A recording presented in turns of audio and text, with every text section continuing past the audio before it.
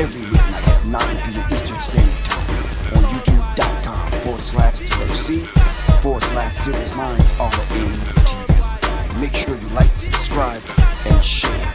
Serious Minds, seriously. Peace.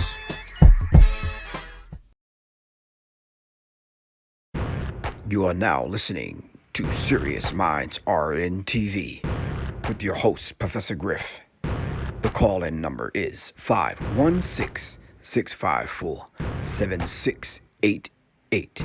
That's 516-654-7688. This is Professor Griff, and this is Serious Minds RNTV. Serious Minds for Serious Minds. Seriously.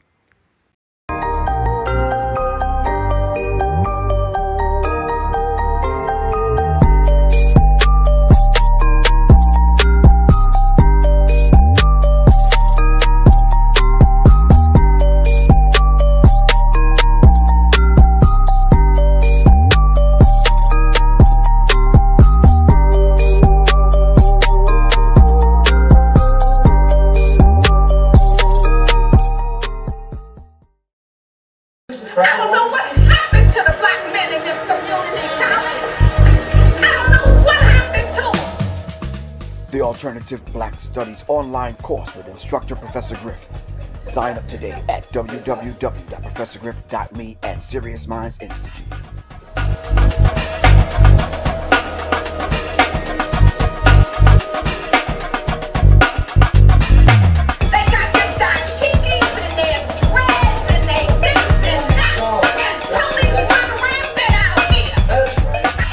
The Alternative Black Studies online course with instructor Professor Griff. Sign up today at www.professorgriff.me and Serious Minds Institute. The Alternative Black Studies online course with instructor Professor Griff. Sign up today at www.professorgriff.me and Serious Minds Institute. Thank you.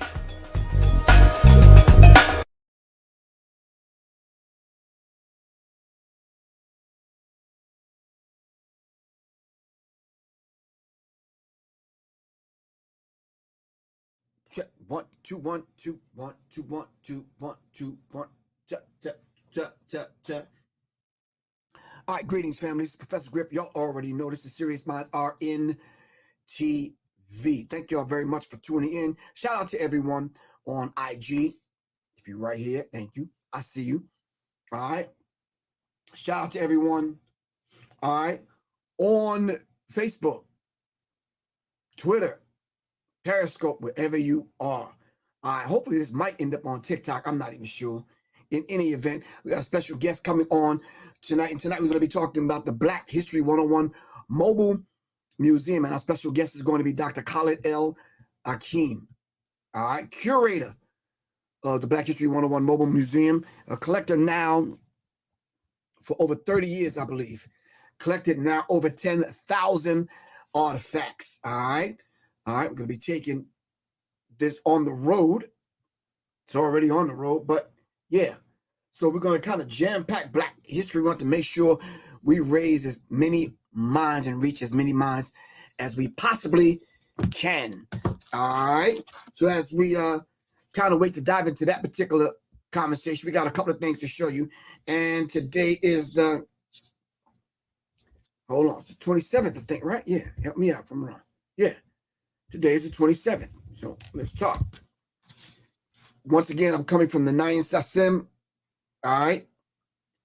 It is a calendar of revolutionary daily thoughts in Wali Muke Bomani Baruti. All right. Get the book right now. Google it right now as I'm reading this quote. All right. Opoku. All right. Kofi Opoku. All right. Today. Nope. I keep going. Why I keep going to March? I don't know. This is January from France Fanon. All right. Is the police agent who exercises torture in contradiction with the values of his group and the system he defends? Is the police agent who exercises torture in contradiction with the values of his group and the system he defends? France Fanon. Contrasts are key. to crafting an understanding of what we want and do, not want to be like. For example, is what you talk, what you do, is what you do, is what you talk. All right? Are we walking the walk and talking talk? So the very same police who wants to instill law and order to protect the people tortures the people. And is that in line with his core mission and values? Or are we viewing this policing of Black people a whole lot different than what we ever thought? All right? That's just a quote for today. Get the book, read it, try to kind of digest and process it yourself. So I gave everyone a homework assignment. How many people have carried out their homework assignment? Come on, let me see. Jay Magnetic, did you carry out the homework assignment?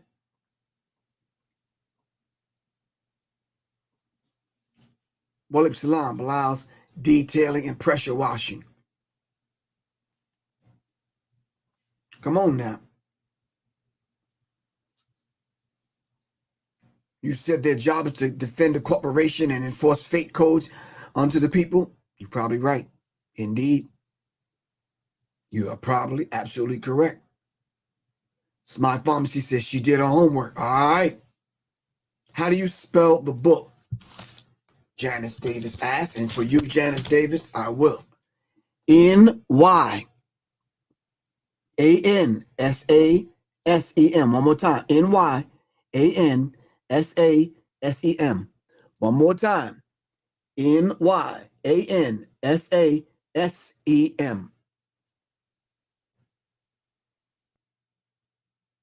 All right. Shonda Dixon says she did her homework. So for all those that didn't do their homework, we're going to play aspects of what we said we was going to go over as we wait on our guests to come up. All right. So let's dive into this. This is what I asked y'all to watch yesterday.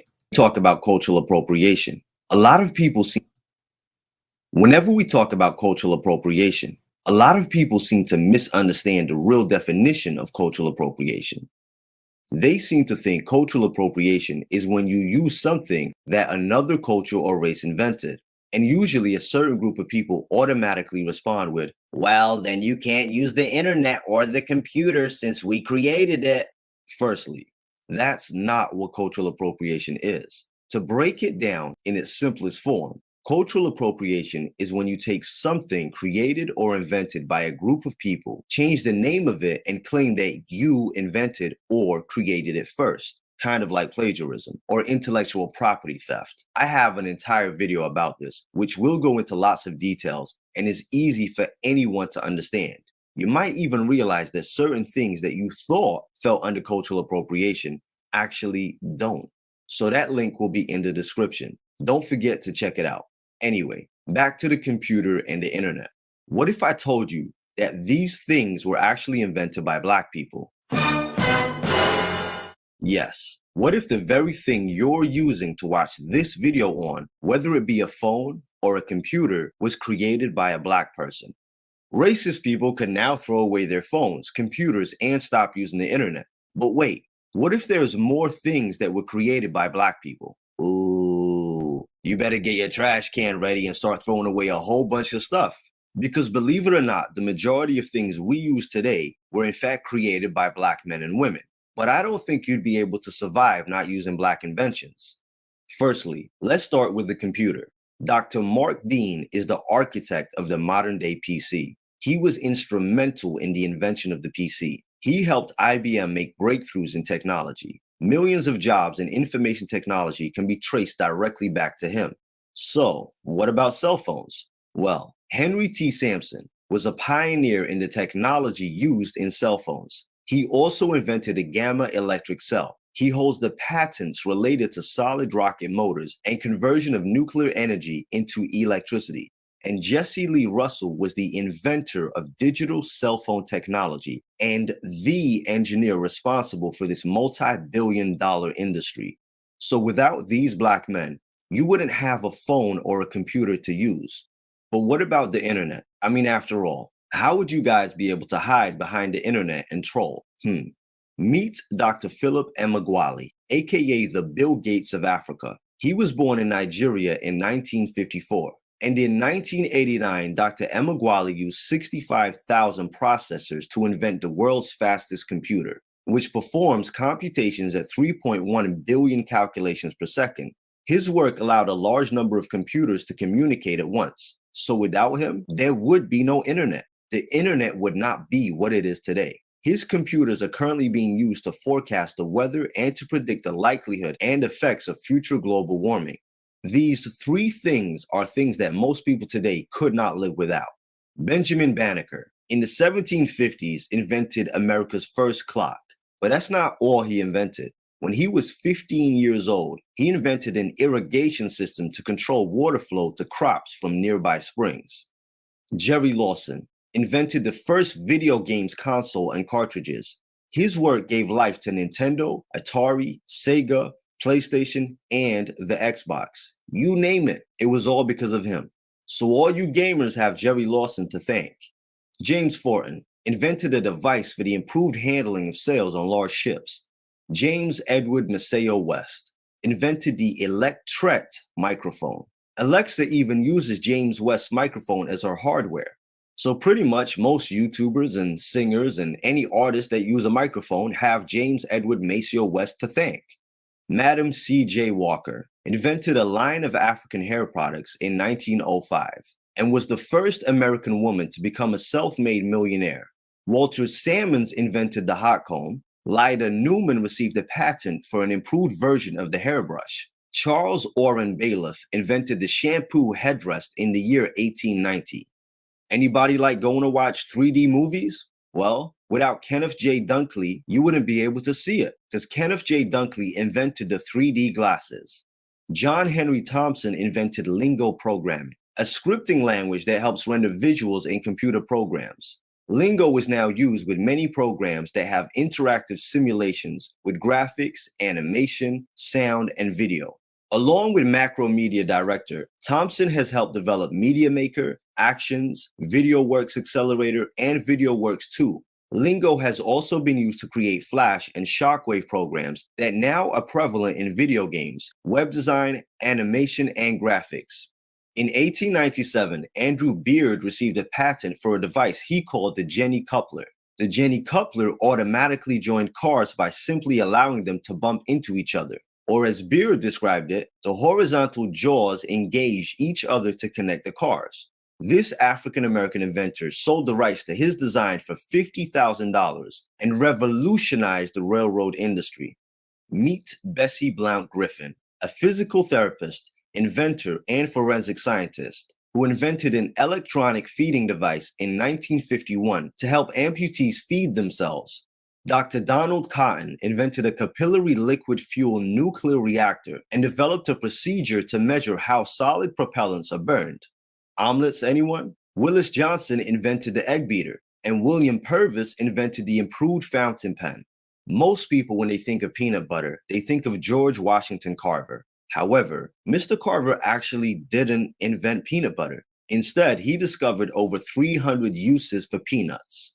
But he did invent peanut punch, antiseptic soap, baby massage cream, tan remover, face lotion, facial powder, hand lotion, shaving cream, dandruff cure, 17 different wood stains, 19 different dyes for leather, 30 different dyes for cloth, chili sauce, dry coffee, vinegar, iron tonic, laxatives, axle grease, diesel fuel, gasoline made from peanuts, glue, insecticides, linoleum, lubricating oil, nitroglycerin, printer's ink, plastic and rubber substitutes, laundry soap, and so much more. Who'd have thought you could do all of that with peanuts? Kind of sucks for people with allergies, though, I guess. Thomas L. Jennings received a patent for a dry cleaning process called dry scouring. Thomas L. Jennings' dry scouring technique created a modern-day dry cleaning. But did you know the first clothes dryer was invented by George T. Sampson, which then led to the first tumble dryer, which was invented by J. Ross Moore? Now, if we're talking clothes, then you need an ironing board. That was invented by Sarah Boone.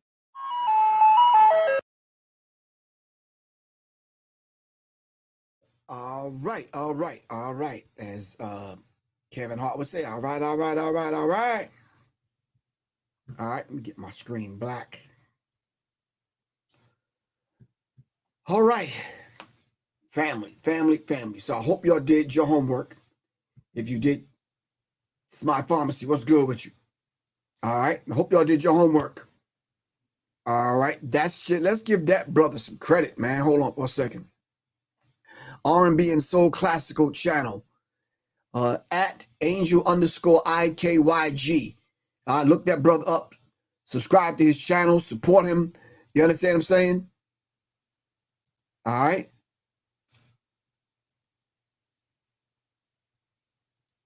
All right. Make sure y'all subscribe. I just subscribed.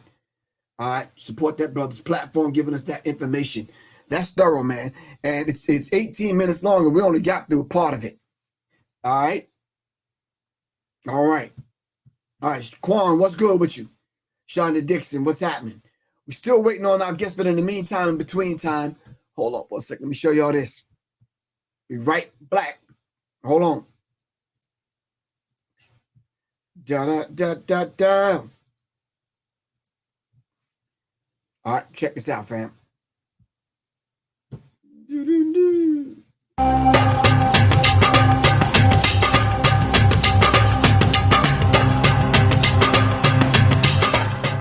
My name is Khalid El Hakim, and you're at the Black History 101 Mobile Museum. I'm based out of Detroit, Michigan, and the exhibit that we have here today is called Necessary, and it's on the life and legacy of Malcolm X. This collection has over 200 artifacts of Black memorabilia that dates from slavery to hip hop culture, and it goes through the Civil Rights era, it goes through the Black Power era, Black arts movement, and what we have here is hip hop.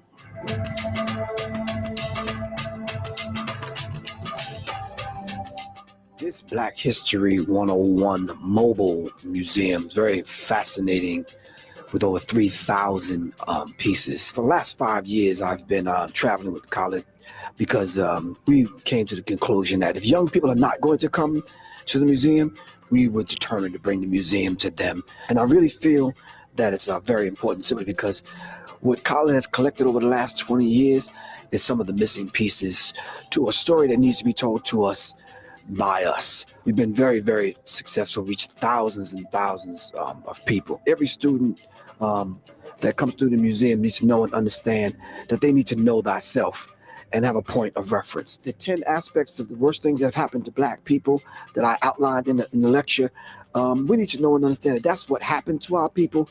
But, you know, we don't have to continue to live our lives like victims. We can move beyond and past the victimization of Black people and come out of that kind of mindset. So I'm happy to be here on campus along with Khalid El Hakim with the Black History Mobile Museum. It's really Black History 101 because it's basic things that we should have received from our instructors and from the educational system here in America. But since they leave out those critical aspects that will give us a deeper understanding of who we are as a people, we that gives us a clue as to the mission and the work of Khalid El Hakim and myself, Professor Griff.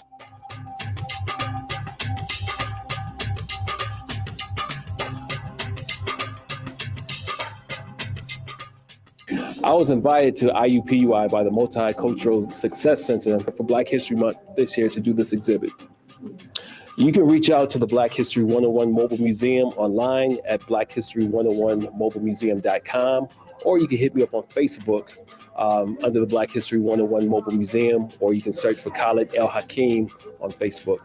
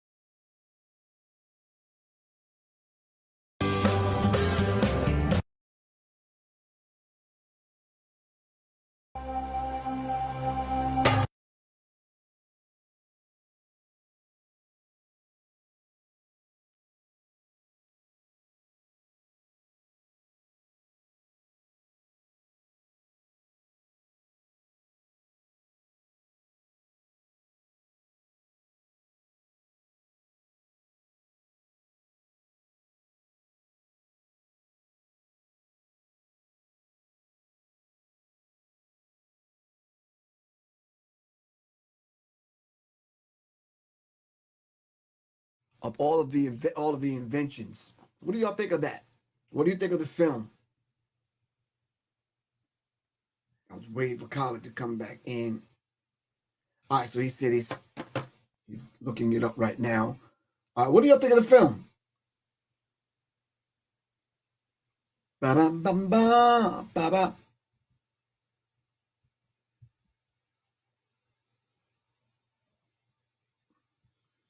All of the things that, I mean, it is critical when you think of all of the things that Black people have created and still are creating.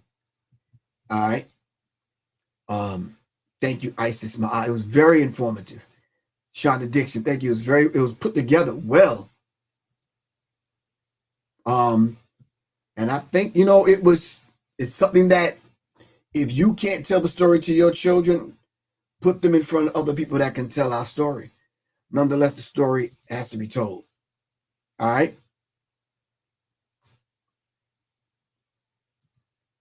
The story has to be told. All right. So I'm glad those individuals that took me up on the challenge of completing that homework assignment it's very critical, man. Very, very critical when you look at the idea of everything that we have put together and contributed to the building of this particular country and other cultures and society and worldwide. It is shocking for these people to write us out of history as though we accomplished nothing. Wow. Yeah, I'm just one of those individuals that they can't pull that over on me, because it's like when you study and you educated and you kind of knowledgeable and you know, it's like, come on, stop that. Don't have me go to the history books on you. You understand what I'm saying? And the internet makes it a lot easier. So I'm gonna pull my guest into this conversation so we can kind of make this thing happen. Khalid, you there? Yes, sir. Assalamu alaikum. Wa alaikum salam, sir. How you feel? Alhamdulillah, I'm doing well, man. How about yourself? All right, maintain it. Can you you can hear me real good? Yes, sir. All right, cool. So for the people that don't know who you are, can you introduce yourself and give them a brief idea of what is the Black History 101 Mobile Museum? Yes, sir. My name is Dr. Khalid El Hakim.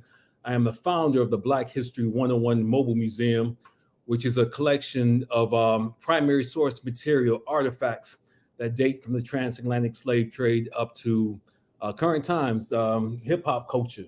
I've been collecting now for 31 years, going around the country, going into antique shops, used bookstores, garage sales, so on and so forth, unearthing some amazing material that reflects our contributions, our experiences in America and abroad.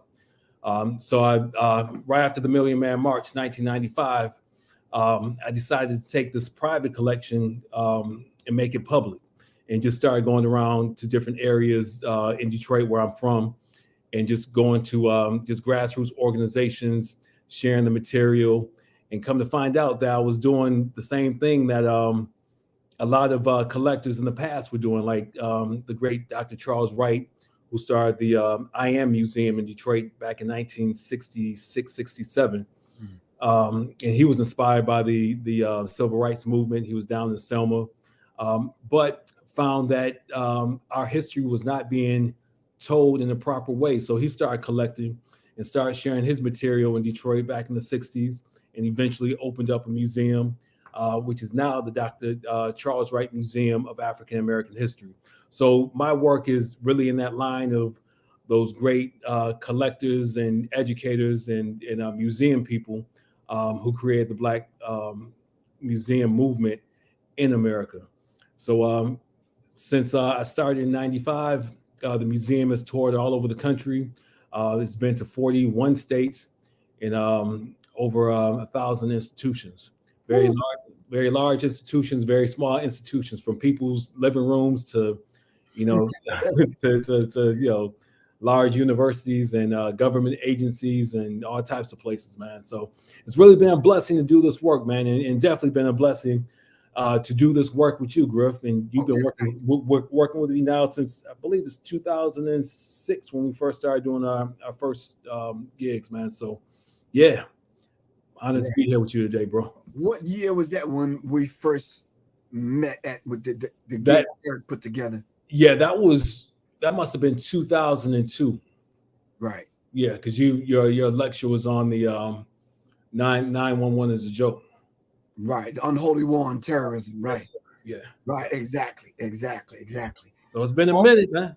Yeah, it's been a long minute. For those people that need a visual idea of history, what are some of the pieces that stand out to you other than the Manila Mm-hmm.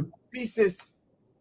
Can you pull and say, okay, this is some of the pieces that I think people need to be, not need to be, but let me pull this piece out so I can educate people on this piece to give them a visual idea. Right. Let me pull a couple things real quick, man. Mhm. Let me go over to my magic bag and see what I got around here. Okay, I'll be cool. right back.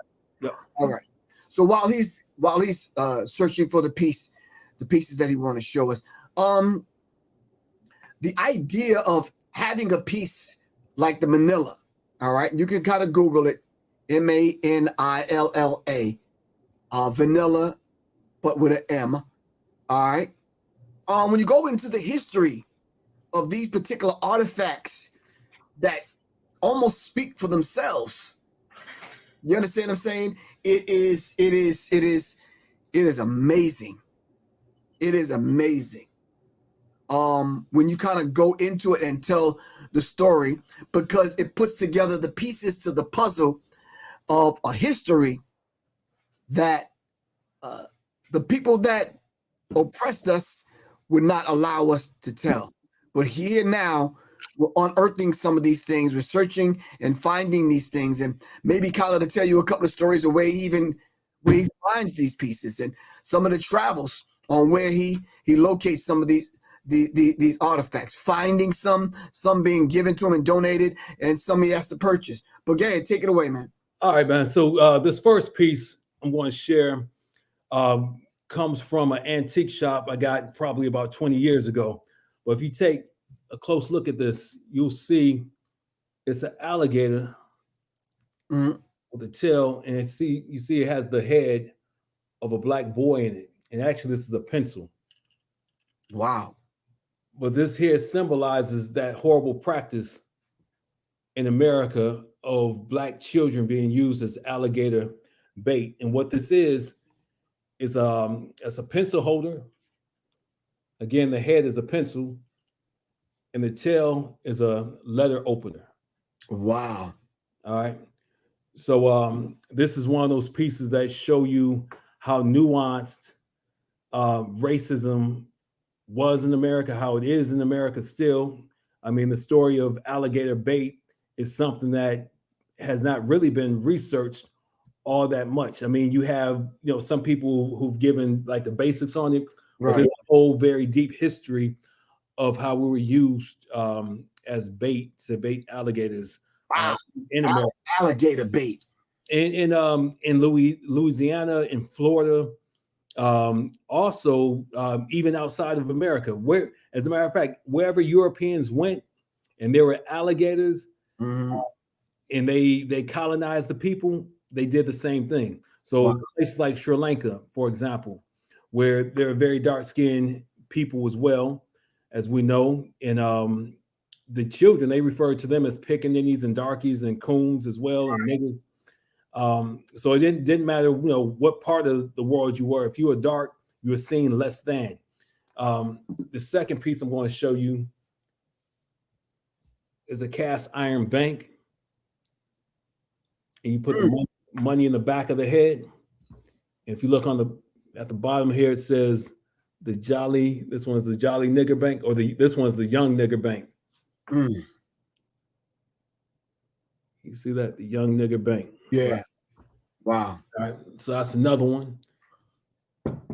And then is that the same as the one that I thought I saw one that's a different one with the hand. Yeah. Right. Okay, cool. And so there's an interesting story behind this one here. I was at a exhibit in Lansing, Michigan, and a white woman came through the exhibit, and she was kind of moved and I guess impressed as well with the work. And she asked me if she she wanted to know what time I was leaving that day. She said she had something at home she wanted to donate. So she went back home and came back with this doll here to donate to the museum. Right. So as she's telling me the history of her getting this doll, she told me that she was a former teacher, school teacher, and she said she was in an antique shop at one point. She was retired as well. But she said that she was in an antique shop, saw this doll, and this doll reminded her of one of her students, brother. Wow. She said this doll reminded her of one of her students, and she got it in tribute to one of her children, one of her students. So you can imagine, how I was feeling about this story. Right. I didn't want to go off on her while getting the doll. You know what I'm saying? So I got the doll, but I think it's more important to tell the story again about how we have a situation in educational systems right now where it's majority of white women who are teaching our children. Right. And many of them are not prepared to teach students that come from a diverse background. So you hear stories after story after story in the news today of women and men who come into the classrooms who in their minds have good intentions, but they're celebrating blackness and show up in blackface to teach a lesson in black history. Or they want to teach about slavery and then have a slave auction. You know what I'm saying? So there's a lot of work that needs to be done. But it's important to note that we don't stick just strictly with the Jim Crow related stereotypical type things either. Right. So it's important that we celebrate in the face of all of that, our great contributions to the society. So this award right here, you might not be able to see. Let me see if I get some. If you slide over to your left, bring it over the other way. Bring it the other way. Right. Oh, the other way. Oh, right there. We can pretty much see it right there. Yeah. Yeah. So you'll see that this is a award that was given to Dr. Lerone Bennett. Lerone Bennett, right? Yeah. This is his Dr. John Hope Franklin Award. Okay. For John Hope Franklin's 90th birthday event. Right. But we know that Dr. Lerone Bennett was the great editor for Ebony magazine and for the John Johnson publications. Right. And so these types of things here are a reminder of the sacrifices and the accomplishments of Black people in the face of all of the things that we've had to experience. These ideas that Black people are inferior, that we don't make contributions, that we don't have anything positive to offer the society.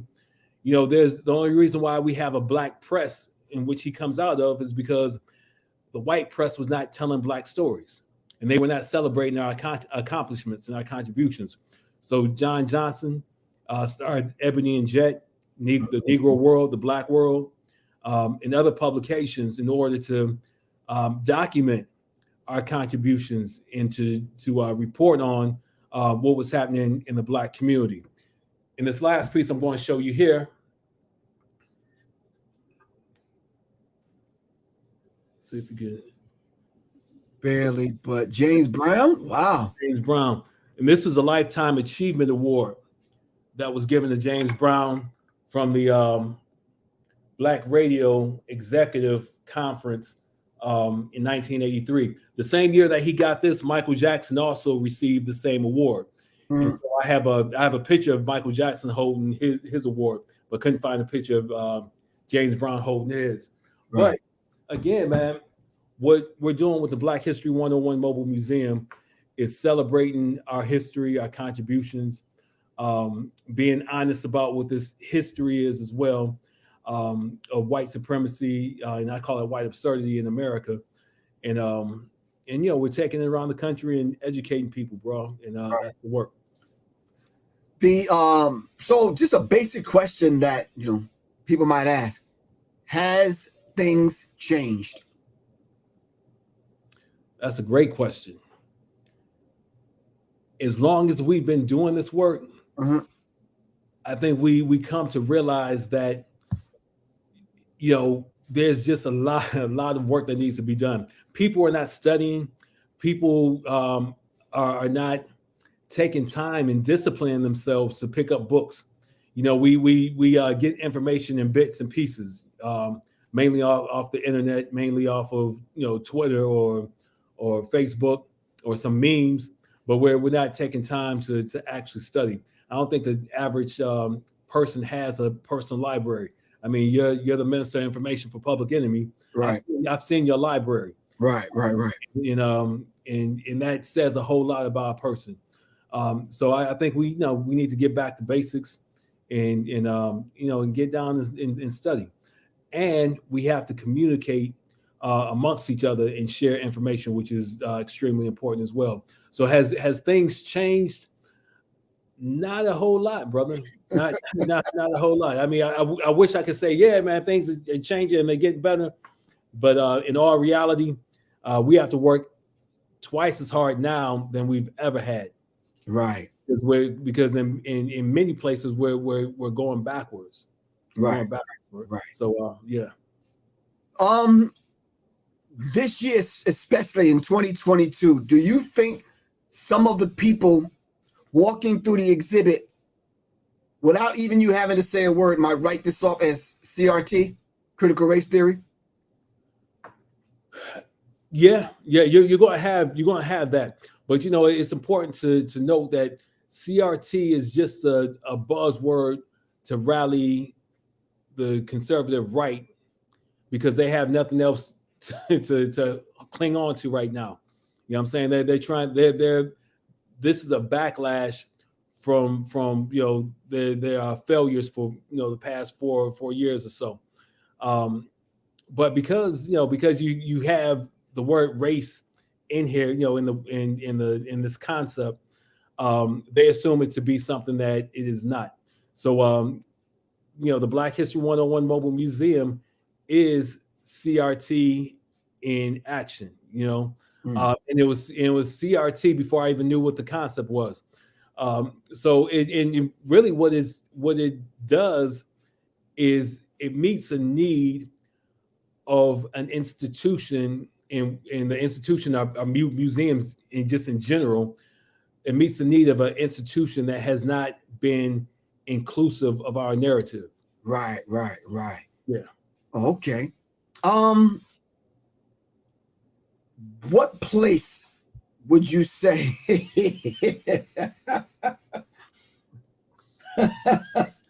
which surprised you the most that they resonated with the museum? Wow.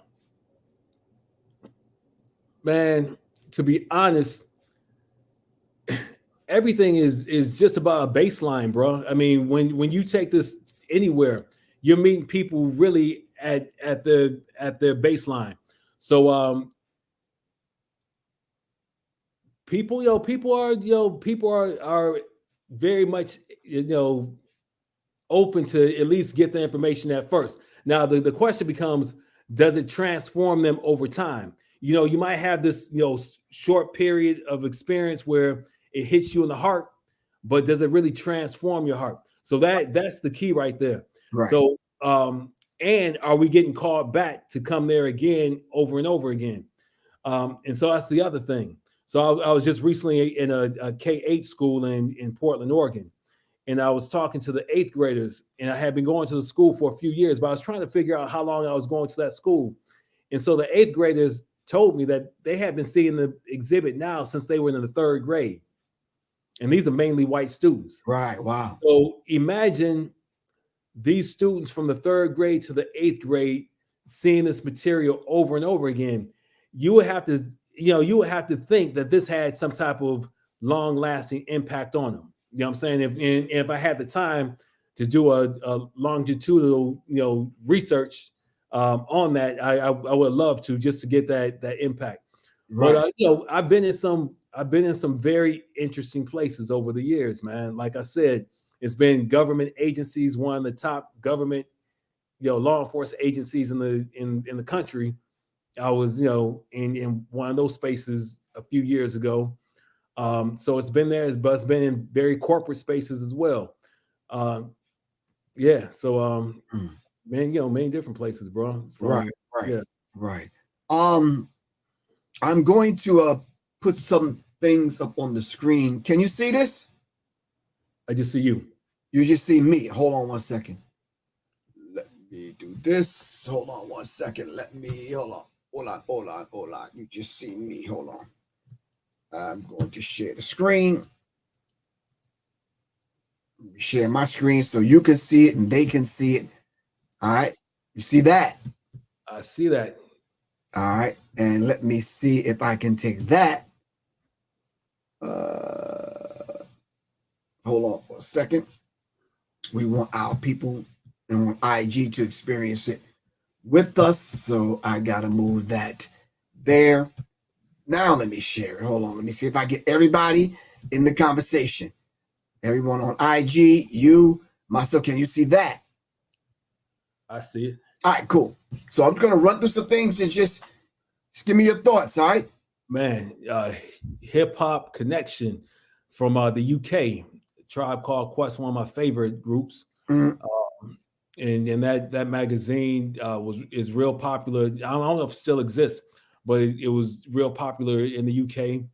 And it's an example of how hip hop went global, went international, and yeah, man, that's a great piece right there.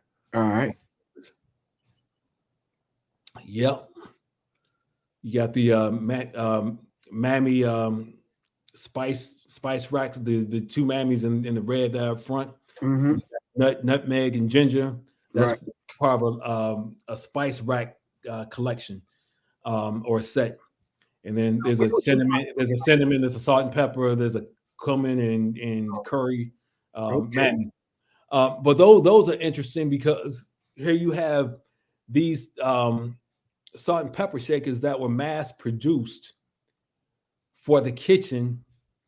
And so this caricature not only um, was disrespectful to Black women, but in addition to that, these salt and pepper shakers serve the double purpose of disrespecting Black women, also to keep them in the kitchen, and with the idea of they're just good for cooking and cooking well with these spices.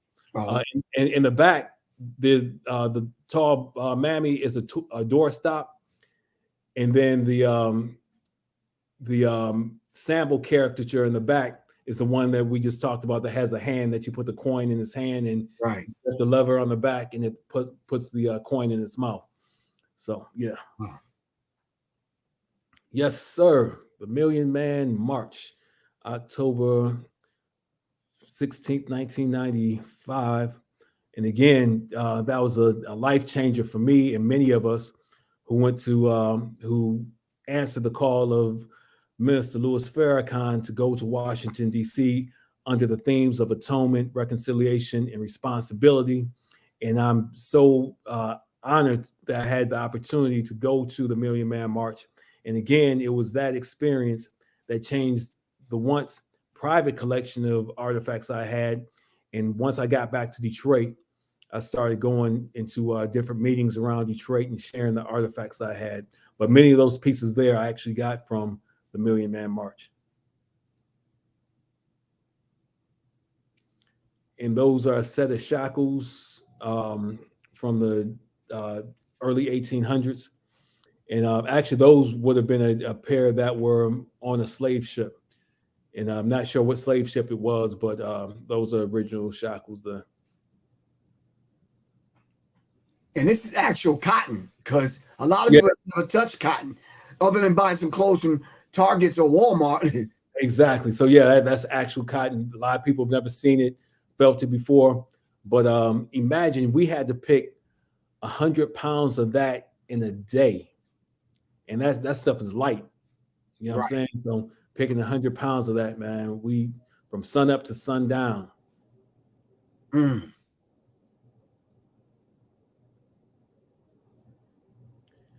And so that there is a grocery list that you see. If you look real carefully, you can see the pegs on that. Oh, right here. Yeah. Yeah. And so that would go into that would be in the kitchen, and would remind white folks, because these things were made by white people for white consumption. So these things you would rarely see in a black household, right? But you know, I come across some black folks who said they've seen them in the houses before. But again, these were made by white people primarily for white consumption, playing into these very negative and disrespectful stereotypes about black women. And if you look at the language, you see what the language is: recognize needs, these different things here. Right. Okay. And how many years was this kind of stuff ingrained in the white psyche? Oh my goodness! I mean, these things started being produced in the Civil War era. So from that time and all the way up into recent times, because the thing is now is that people are reproducing this stuff and selling it, and some people are selling it as collectibles, and then other people are selling to actually use this stuff, man. So it's Right. you know, some of it's still around. Right. Yep, and that piece right there is a pack of nigger hair smoking tobacco. All right, from the 1880s era, and so you can imagine black people being in the fields picking and preparing tobacco to be sold, but then these companies taking the image of a black woman and putting it on the packaging and then labeling it nigger hair. All right. And then the psychological impact that had on white people who would actually light this tobacco on fire, because they call it nigger hair because they said that the tobacco looked like the hair of women or black people just in general. So, you know, you have this thing where you have this burning taking place as well. So, but yeah, that's a very deep piece, man. What do you say to some of these people that say slavery never existed? That's just hilarious, bro. You know, it's sad that people would say that simply because there's been too many scholars that have written about it, and not only written about it, but the ledgers still exist, you know.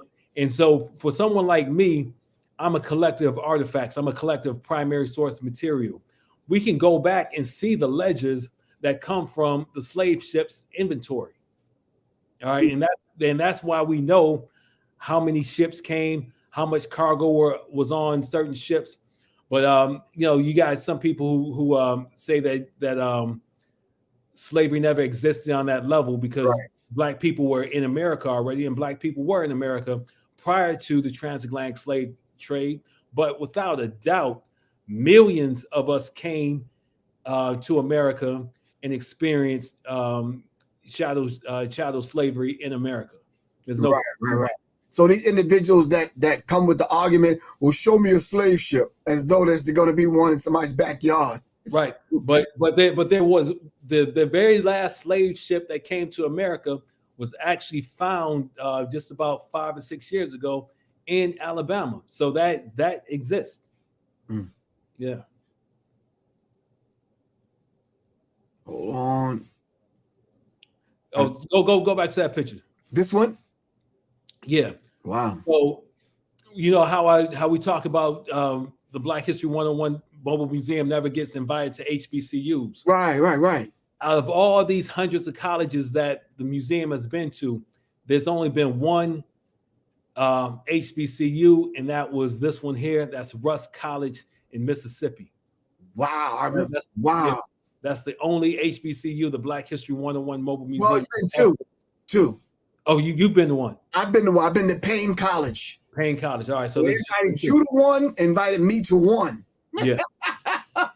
One. And all of these years, one. So we got to do better. Exactly. Hold on, just a few more.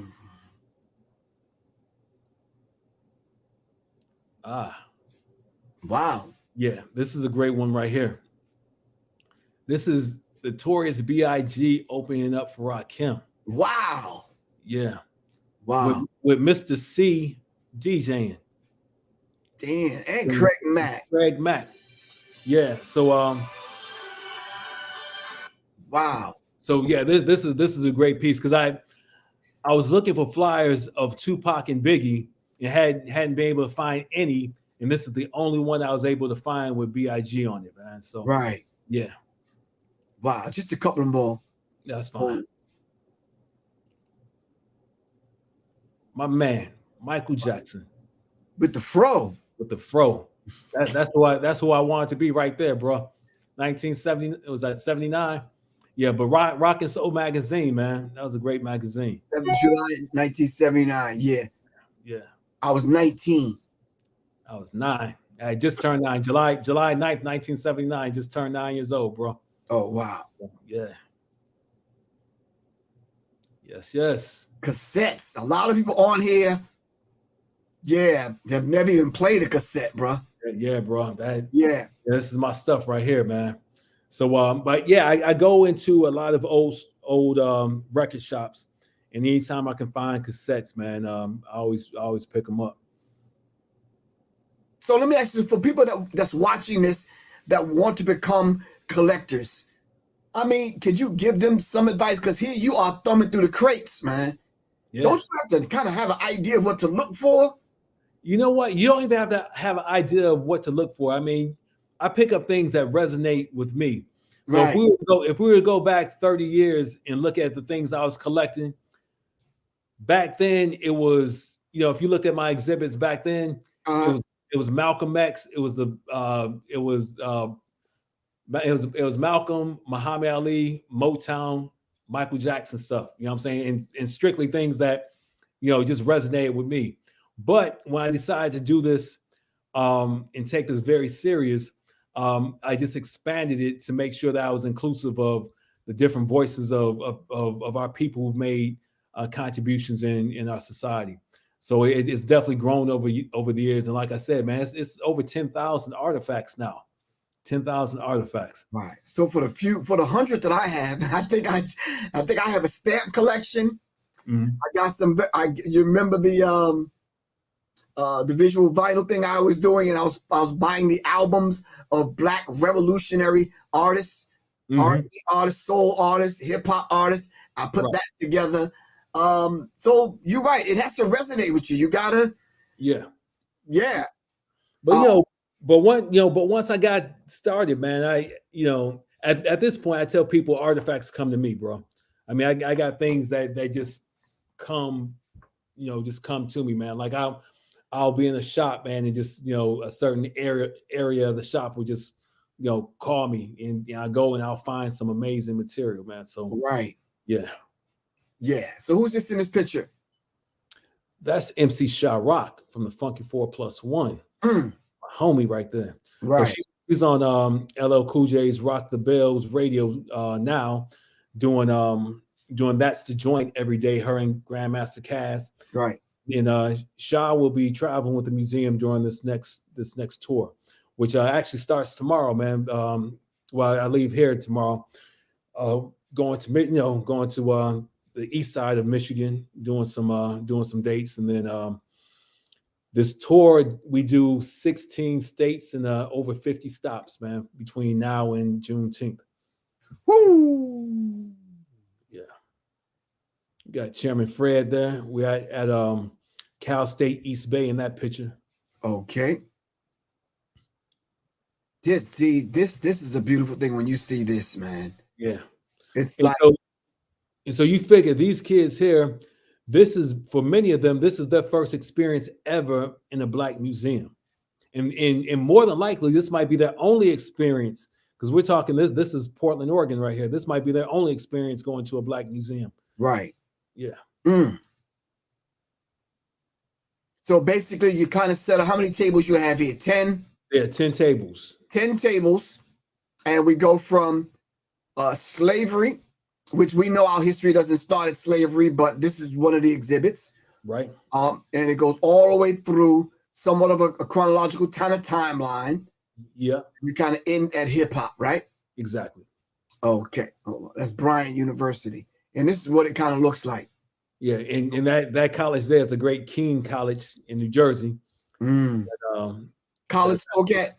That where college spoke at, yo. Wow. The great Dr. Khalid Muhammad. I'm surprised that they let anybody black come back to that. Right. Especially another Khalid. Right, exactly. I only got one L. I was like, I only got one L in my name, not two. Right. Hold on 1 second. She looks familiar. Isn't that That's Haley Marie Norman, who is currently on the Keenan show. Right? And didn't she play in the Will Smith movie? She was in Hancock, and she was in Legend? No. top 5. Huh? Chris Rock's top 5. Right. Yeah. Yeah, she's a good actress. And I didn't know you knew this fly dude right here. I'm just saying, son. Who's that? I don't even know, but I'm saying. Flavor Flav? Right. I remember this sister. She's a hardworking woman, man. Yeah, that's my girl. That's Noni right there. Yeah. Yep. Well, our whole staff is hardworking, bro. Yeah, yes, sir. A lot of places we go, you find a handful of black people in these corners of the world, in these places that work extra hard. I'm trying to find the picture of you with the trailer, man. Okay. Well, how you first started. This is a beautiful picture, man. And yeah, that's you took that picture. Oh, get that. That's at the University of Islam in Chicago, Mosque Mariam, and had the honor of walking Mother Tainetta, may Allah have peace and mercy upon her, walking her through the exhibit. And that picture is me showing her a picture of her and the Most Honorable Elijah Muhammad that she had never seen before. Woo! Yeah, and wow. she just thanked me for that. But yeah, wow. I still have that picture. Yeah. See, that's the kind of history, man. These are the okay, hold on, bro. That's inside the trailer right there. Right, exactly. I was about to say it looks familiar. Yeah, this that's is exactly the trailer. Give a brief history of the trailer, man. Yeah, so the trailer was something that I had rehab. It was an actual recreation RV trailer, and we just had it gutted and refurbished and made it into an exhibit space, and we just had hip hop memorabilia on the inside on display, and this was actually the very first hip hop structure that was made to celebrate hip hop in a museum type of space. Right. This is and we had this dedicated to Proof from D12 and Jay Dilla, who had just died. Both of them died just a year before this trailer was open.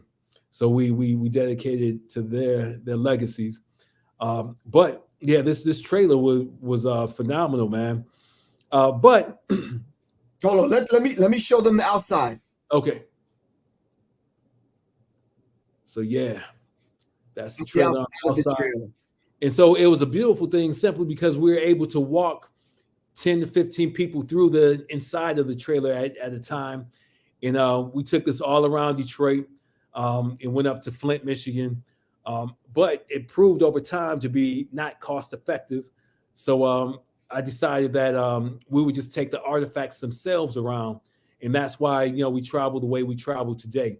And we can actually take more artifacts out the way we travel today than we did in the trailer. Right. The trailer was just limited in terms of space, and it cost a whole lot to just put it on the road.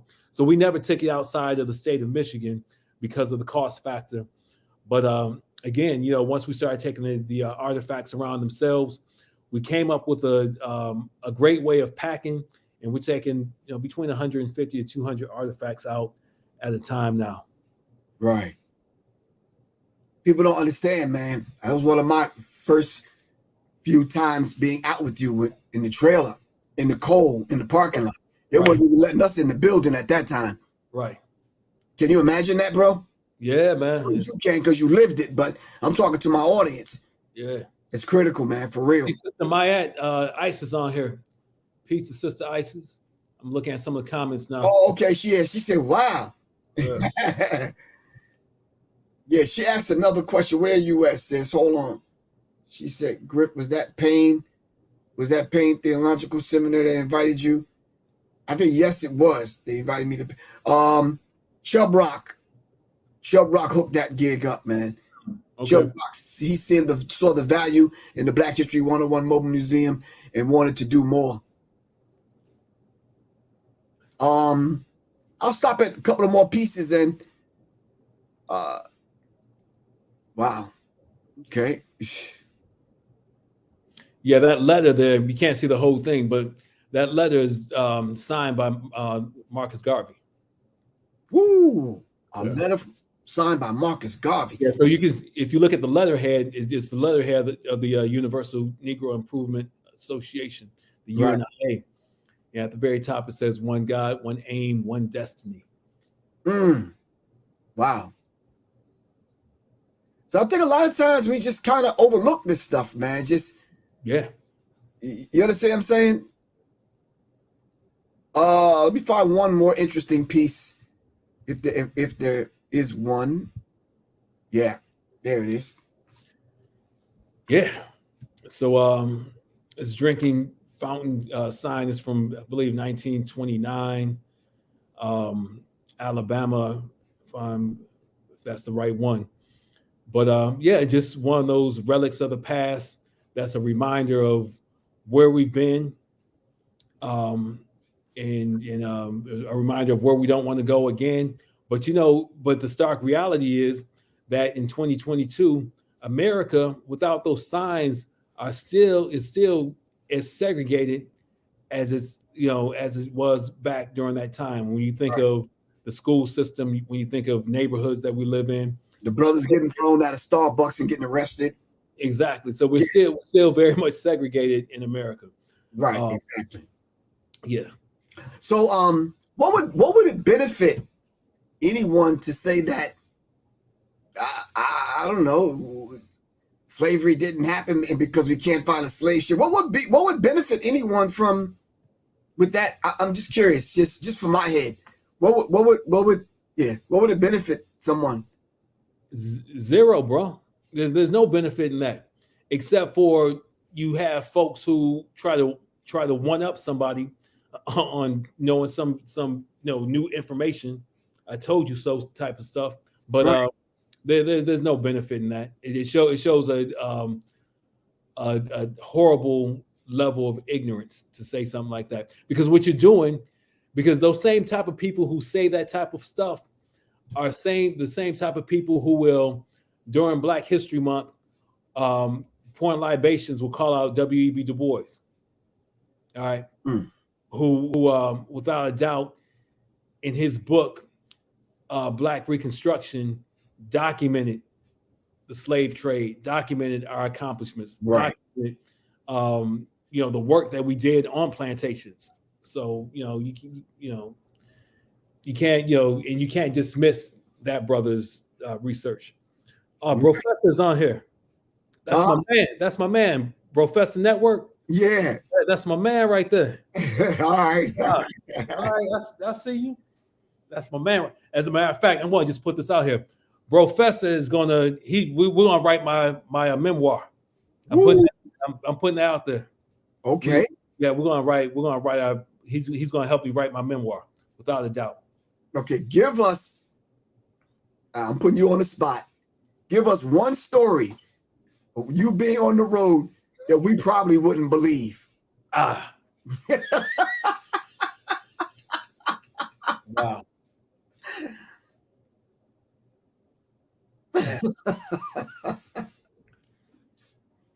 Man, it's so many, but not anything to do with Professor Griffin not being able to speak. Not any of that. No. How about the most racist? Let me narrow it down. Oh, here's one. So we show up. I think you might have been with me at this. We were at a college up in the Northwest. It was in Spokane. It might have been Whitworth or. No, I spoke at Whitworth. They were cool. Yeah, so it was Whitworth. All right, yeah. So here's the situation. Remember, we showed up at that school and the police were there. It was like a huge police presence. Oh yeah. It was a chief. It was a chief. It was a lieutenant, and it was just regular officers. And we were trying to figure out like why the police presence. And I was kind of offended. I was like, damn, they got police up here because we're here. And the police chief came over to us and we asked him about that. He was like, no, we ain't here because of y'all. We here because somebody put a bomb Right. on the parade route for the Martin Luther King Day parade. Right. So there were a white supremacist group in Spokane that put the put a bomb on the parade route, and so they were there to protect us. So that's one thing. Another thing is one of the colleges that really kind of threw that right hook and ducked. Right. It grazed my head, Gonzaga. Every time I hear Gonzaga, I just get like, I just chuckle, man. But you know what? The sad thing about that was it wasn't somebody white who did that shit. Exactly. Somebody black. It was somebody black that threw that block up, man, which is extremely sad. But I mean, that out of all the hundreds of colleges that we went to, that was one that was a disappointment. But I'm trying to think of some other ones, man. It's been quite a few. Well, you and I were together when COVID hit. And you talk about making a mad dash, man, bro. I couldn't pack my bags fast enough. Man, we were 2 weeks in Columbia, Missouri. Yeah. And I remember we left on the 13th or somewhere around the 13th. But it got to the point where, we were debating because the airports were starting to close down. All of them. I was like, man, if we don't get out of here like immediately, bro, we're gonna be stuck. We're gonna be stuck. Right? We didn't want to be stuck in Columbia at all. So Columbia. Man, we've had somebody stole my MAGA hat in New Mexico. I remember that. Yeah, somebody stole my Public Enemy hat. That was me. You fight the power. I still got that one. Remember the haunted hotel we was in? Oh, bro, that was Centralia. I'm not a spooky dude, man, but my ass was sad as hell. He was up all night. I couldn't even go to sleep, man. So here's a Black History fact with that, bro. And you know what? It very well could have been haunted, but maybe they were trying to tell us something at the same time. Because Centralia, Washington, was founded by a Black man by the name of George Washington. Remember that? Oh, yeah. Wow. We saw his picture. Yes. In the hotel. His name was George Washington. If you look it up, Centralia, out of the most whitest state in America, Centralia, Washington, was founded by a Black man by the name of George Washington. But man. But so many stories. Going to Tulsa right when the that Dallas shooting happened. That comes to mind. What else? Yeah. Going back into me, the thing that brought tears to my eyes is back to Black Wall Street, man, and only seeing plaques. Yeah. I was like, wow. On Greenwood Avenue. Yeah. If you walk down Greenwood and you just see the plaques in the streets. Yeah. That were markers of all the businesses that were in Greenwood. And I forgot how many plaques they have on the streets out there. But again, that's the reason why it's so important that we write our own history and we celebrate and memorialize our history. Because if we don't do it, no one else will. Right. So we gotta do that. Right. Mm-hmm. All right, it's been real, man, and I'm gonna close this out. Any last words so I can get my behind the bed and I'll see you. Is it cold? Still cold there? Man, it's cold. It's single digits, bro. Bro, so, it was almost 50 something degrees here, bro.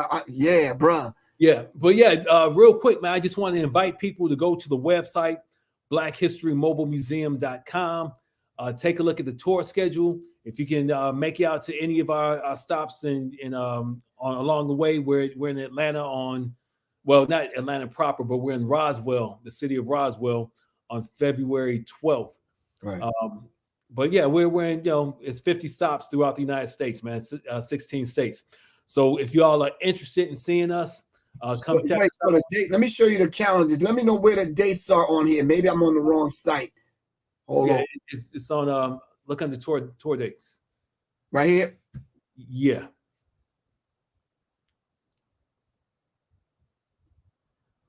Damn. And you got to update it because where's Georgia? Right here? Where's what? Roswell, Georgia. Yeah. Yeah. When I say Roswell, Georgia, the people, they're thinking Roswell, New Mexico. Right. Roswell. You don't want to show up there. Right. This is right up 85 north. Yeah. Yeah, but I mean, we're in near Georgia. We're in Houston, Seattle, got Toledo, Dayton there. Yeah. Yeah. There's some interesting dates, man. Yeah, no doubt. Yeah. Some of the people I'm going to see again, some other people. Yeah. I'm going to see for the first time. And then surprisingly enough, and I know you're surprised, we're more than likely going to get booked for Juneteenth. Yeah. Which is kind of shocking to me, because I know it's sad, brothers and sisters, but we don't really get to see black people. Exactly. And that's the key, man. Make sure you call her, man, to add the date. Got you. I got you, Isis. Yeah. So yeah. All right, good, bro. Any last words? Man, just thank you for inviting me.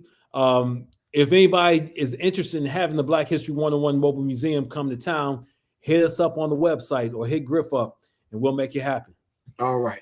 All right. All right, man. It's a pleasure, man. Inshallah, I will see you tomorrow, man. Thank you, brother. Assalamu alaikum. All right. Yes, peace, man. All right. That was Khalid El Hakim from the Black History 101 Mobile Museum. All right. You saw the tour dates. I'm out tomorrow. I'm traveling back and forth, making some things happen on the home front and on a national level, trying to get the information to our people. As you heard, since the early 2000s, I've been traveling with the brother and putting it down. I've become the national director of the Black History 101 Mobile Museum. Just continuously doing my part. All right. The exhibit that I'm taking out up under the umbrella of the Black History 101 Mobile Museum is about 200 pieces. I found something very interesting, man. Hip hop stamps. I'm like, wow. To talk and tell people that, hip hop has a stamp. You understand what I'm saying? Because I believe it was Chuck D says, most of my heroes don't appear on those stamps. Yeah, it's critical. All right. All right, fam. I love you all to life. I got to get off here, get some rest, pack my bags so I can head out. All right. Y'all stay up. All right. It's Professor Griff. Serious minds for serious minds. Give thanks, Isis, love and light to you, sis. All right, it's Professor Griff. All right, I'm outie. 5. Jeez, man, for real. All right, peace, fam.